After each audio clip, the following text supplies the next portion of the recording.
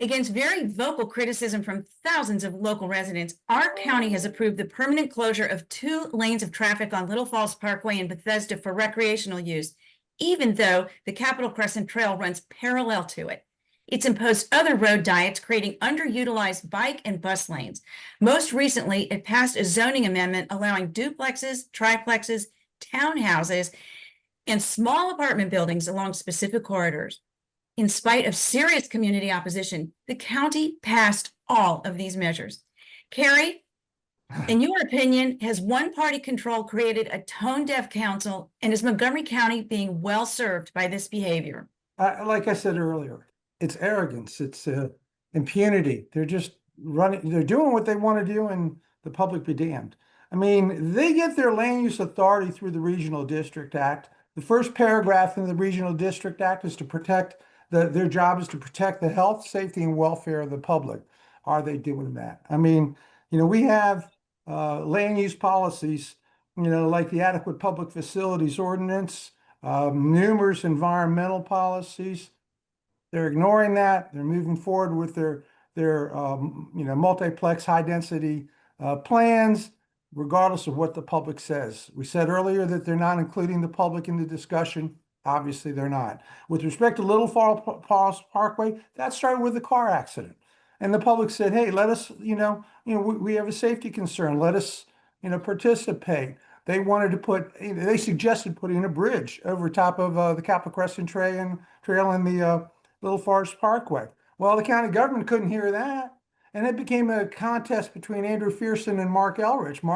Mark agreed that there could be traffic congestion. Why? Because of the increased density in Bethesda and Westbard's upgrade from a local shopping area to a shopping destination. So Little Falls Parkway is becoming a very utilized piece, roadway. So what does the county do?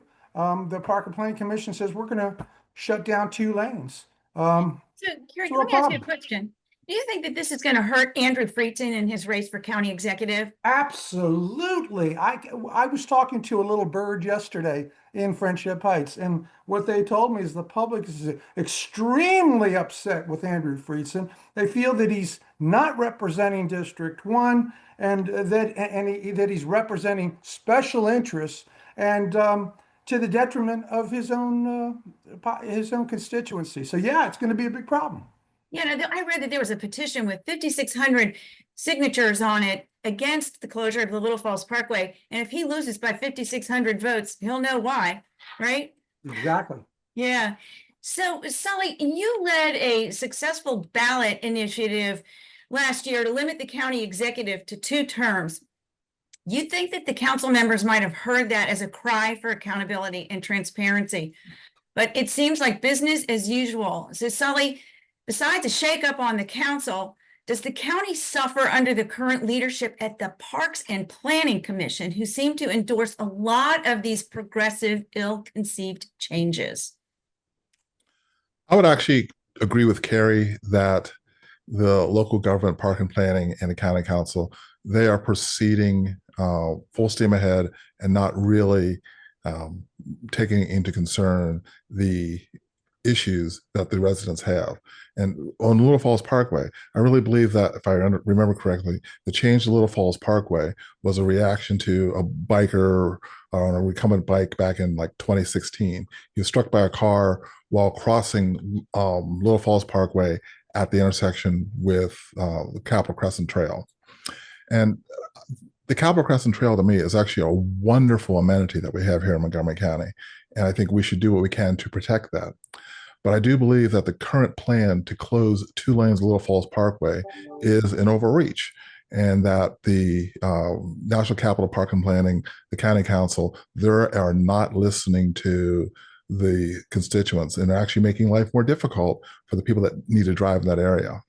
And I also don't believe that all the possible win-win solutions that were originally proposed were really given proper consideration, whether it be a tunnel under Little Falls Parkway. And I understand the numbers I looked at for that put that about $4 million, a bridge over Little Falls Parkway. And I agree with Cary that they didn't want to hear that.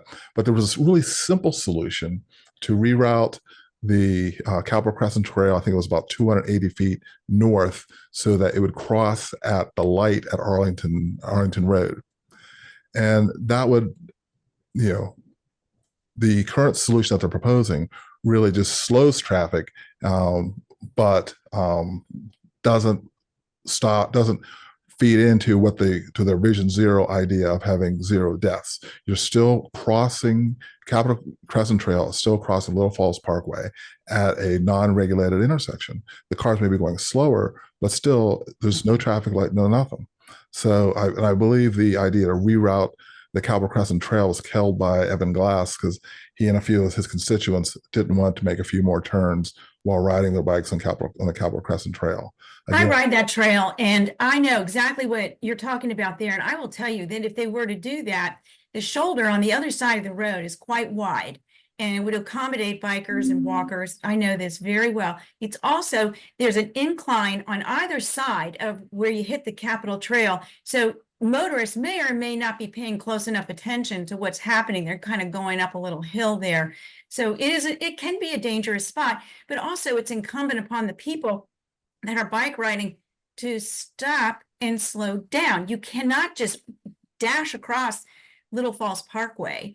So there's a lot that does play into this, but the most important thing though is that it seems to me they didn't care. They literally did not care what the residents nearby wanted, and also the fact that Little Falls Parkway is a way to get from downtown Bethesda over to Massachusetts Avenue, which during rush hour traffic gets backed up. So it seems very, very short-sighted to me.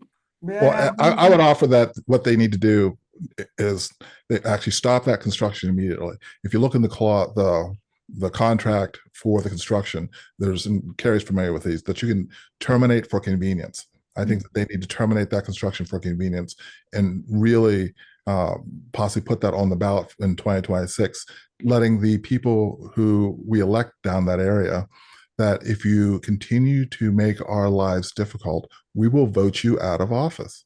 It is just not acceptable. Last word, Cary, go ahead. Yeah, you know what drives me crazy is, from my little birds that I've spoken to, I've learned that the residents of the community have even offered to help fund or to fundraise to pay for that bridge if money is the problem. So, where do you find a group of, they're not NIMBYs. They're saying, if you can't afford it, we'll help fund it. This is the best way to handle it. Just listen to us and let's talk about it. That's interesting. I didn't know that they were willing to pony up the money. Yeah, well, pony up part of it anyway. They wanted to work to help fundraise. So anyway, it's just horrible.